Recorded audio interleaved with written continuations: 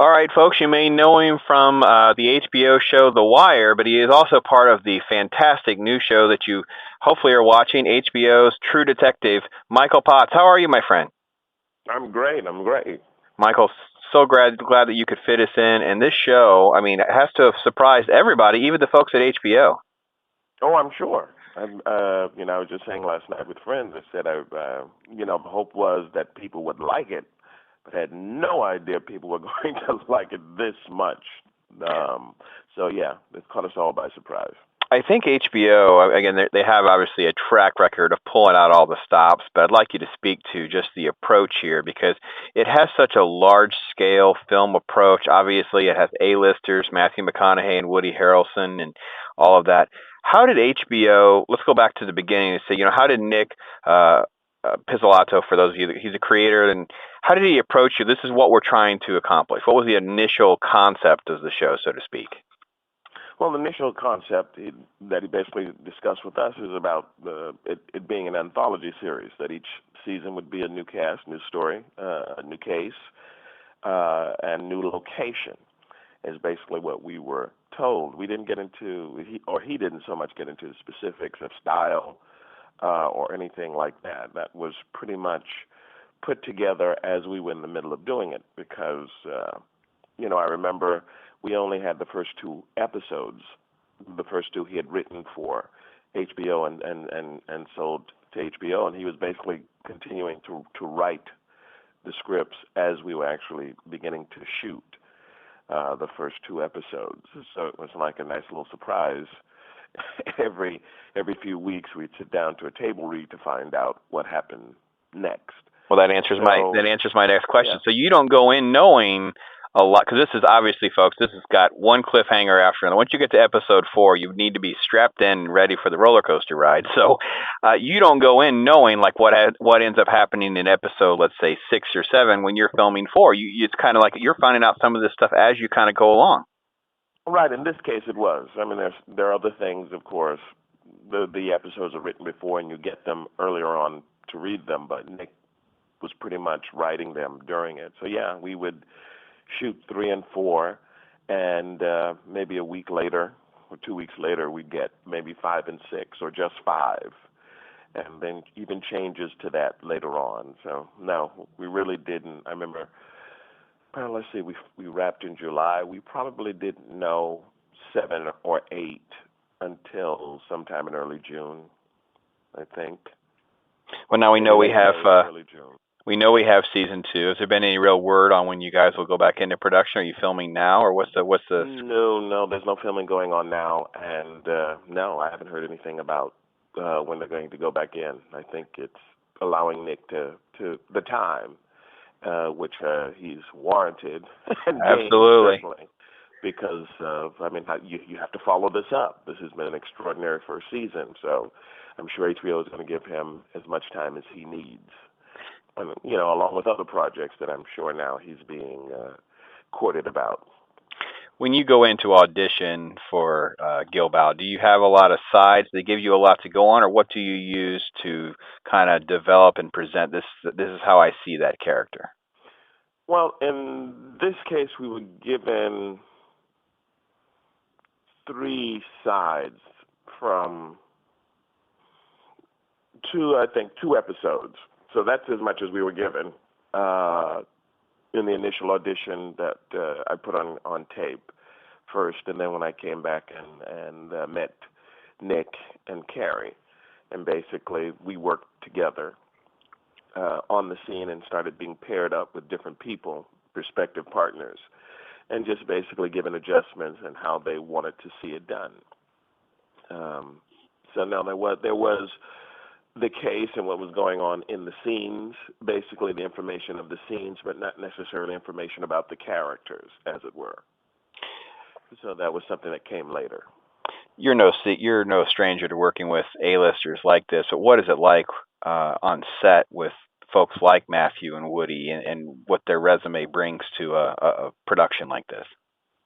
Well, what was so great about this, and I say it to everybody, is there was no ego, star ego on the part of either Matthew or Woody. I mean, they were actors, and they really wanted to act with us. It was very, very funny, and many times they were so deferential to me because they had seen my work not only in television, but they had also seen me perform on stage. So in many ways, they treated me like a star, which was very funny and odd. But what was great is that they always wanted to work with you. It's always I've often gotten the question that when the camera was turned around on myself and Tori, did they stay and do the scene with you, or were you by yourself? And I'm like, oh no, they did the scene full out, even when the camera wasn't on them, to actually interact and act with us, which is an extraordinary thing. And it was just about actors, at the height of their craft, just being there. It was such an incredibly pleasant experience and fulfilling experience working with them in that capacity. Well, we're talking to the ever so humble Michael Potts, who finds it odd that other folks to see him as a star, but I have to give him kudos to an amazing stage resume, and of course, the iconic role that you were able to play on The Wire. And I want to get to Brother. I assume you obviously have folks that will recognize and even stop you as Brother, right? Yeah, I had that. It's funny. It's been happening for years. I mean, I think I said, my God, the show went off the air in 2007, and I think my my last episode was 2005, 2006, and people still go on about Brother Mouzone. And just last night, having dinner with friends, a gentleman came up to me, and I think he had had a little bit to drink, but he went on and on pretty much about Brother and started quoting my lines verbatim from the show. And he was also a current fan of True Detective, so he sort of just pretty much took over my meal for a good 30 minutes, going on and on and on. But the subject of it was mostly Brother Mouzone. It's like, yeah, you got the lines. So that's pretty good. Well, if they have to do a flashback sequence, you might have competition. Oh my goodness, episode by episode, word for word. And wow. Then we had to take pictures, of course. I'm going, wow, really? This is a character. I never thought that. I had even less confidence in that being remembered than I did True Detective. I figured True Detective, we have this A-list team. Of course, people are going to take note of that, but certainly on The Wire, I wasn't expecting that at all. Especially with all of these other incredible actors and storylines going on. I'm going, who's going to remember this guy? Well, Mouzone was only supposed to be a very small role, an episode or two, right? And they kind of just loved him and kept going, right? Actually, I think, didn't they change the shooting, how you were shot, so that you could live on? Yeah, they did. They did. I mean, I think it was so funny. I remember my agent at the time telling me, he said, well, that was all you because you were only supposed to do one episode. And it was funny because my one episode was just one word, officer. And I'm going, you're kidding me. So I said, I really better do this officer really well so I can get at least 2 more episodes so I can pay some bills, is what my thinking was at the time. I was like, yeah, let's get 2. And then the next episode that they wrote for me, they gave me all this great stuff. The shooting cheese, played by Method Man, and they gave me that great monologue. And I was like, oh, I love this. I can do this. And I think that's what cinched it for them. I remember Edward Burns, one of the writers, executive producers on the show, came to me. He said, afterwards, he says, we didn't think we'd ever be able to find someone who could do this. That's what a compliment, right? It was a huge compliment. I mean, out of nowhere, and I had gotten a little short with him earlier on because we were working on the shooting of Cheese, and they had given me a brand new holster for the gun. And of course, it's the leather is still pretty stiff, and so it's hard to pull the weapon out quickly. So I had to work with that a lot and deal with that. We did a couple of takes, and television gets pretty impatient. And so they figured we'd just move on and do something different. I remember saying to Ed, I didn't know at the time who he was. I went, I got it. Just let me do it. And so it started working, and then he just became the biggest fan after that. And he spoke to me after that, and he says, yes, you were it. No idea. We were going to find somebody. That's fantastic. And they started writing this incredible stuff. And it really is incredible stuff, folks. If you haven't caught The Wire, you can definitely pick it up. There's Netflix and DVD sets and whatever, and you'll get what everybody's talking about because it definitely has a legacy that will live on. Poor Michael will not be able to eat dinner alone in many, many occasions, I foresee. Well, I don't know. I thought I said, yeah, this True Detective has really screwed up my anonymity. Yep. And it's you have the people who do kind of look at you and stare at you because of Brother Malzone, because they've seen you, and also because of the Book of Mormon here in New York. But now, yes, yeah, it may be. I may be getting kind of meals disturbed for quite a bit. Well, if you're lonely, all you gotta do is put on some hipster glasses, and next thing you know, everyone will recognize you. Yeah, You'll have all sorts of people go, wait, he's for real. He's downstairs. Do you still keep in contact with some of your co-stars like Idris and stuff?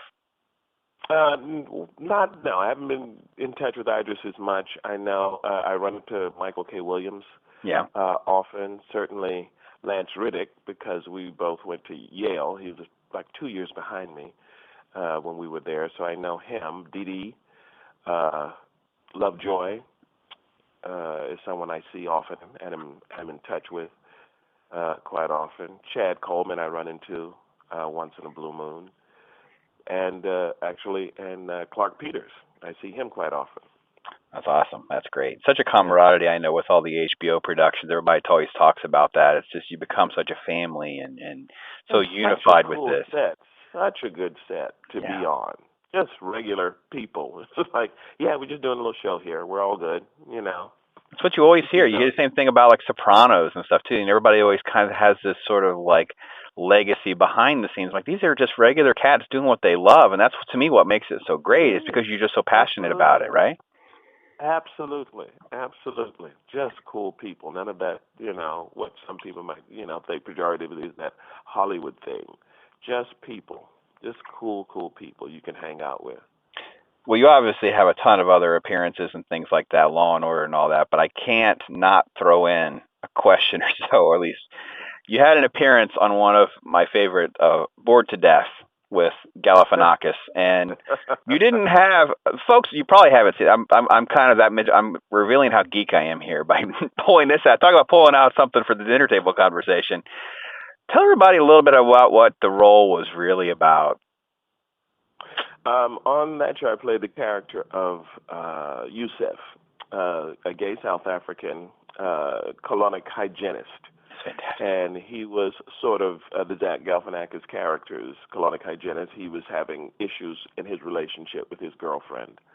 And she kind of suggested to him, maybe, he was also a cartoonist. And so basically, it's about being artistically backed up, that he was having problems in his job and his career as a cartoonist. Now, literally backed up at this point. Yes, exactly. So his girlfriend had suggested maybe he needed a cleansing.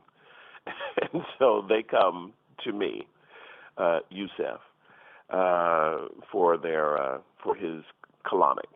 And Jason Schwartzman, his best friend, goes with him for, moral support, buddy support, and ends up getting a colonic, in empathy with him, to help him go through it. So it's a very funny scene, and Yusef mistakes them for an actual couple. Well, of course. Why would you not? Yeah. He mistakes them for being a couple, and he doesn't believe it when they deny it. It's comedy gold. Just comedy gold.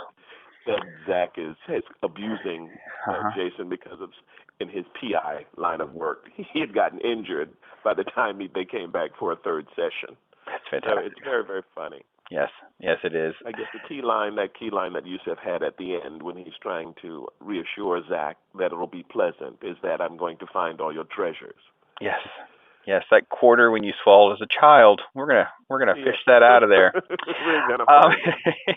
No, Michael, obviously you have some downtime in between seasons of True Detective right now, but what else are you working on? Where else can folks going to see? You got some appearances coming up on TV or anything, or just spending time with friends and such?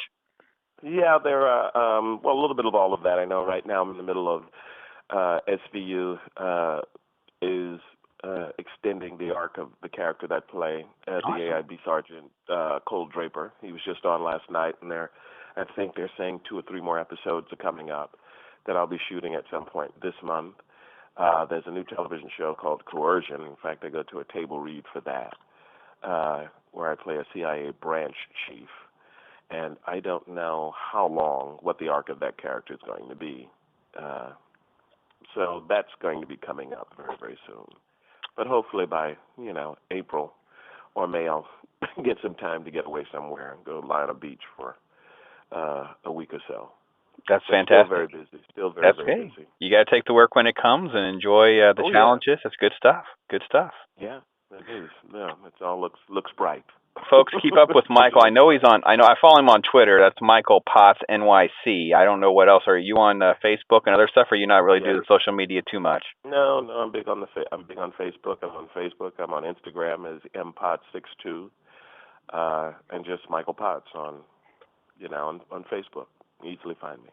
That's fantastic. We'll look for these definitely appearances on TV, SVU, and of course a show called Coercion. You heard it here first. I don't know if that's going to be a big role for you, but we're looking forward to that. And obviously the legacy of True Detective now getting a second season. We hope that you'll be a player in that, and looking forward to it. And I definitely appreciate all your time and great memories of some of these characters and conversations. Just good stuff as always. Michael, thank you so much for fitting this into your schedule. My pleasure. Thank you for having me on. Be safe and hopefully get you on a beach sometime soon. Okay. God bless you, brother. Take care.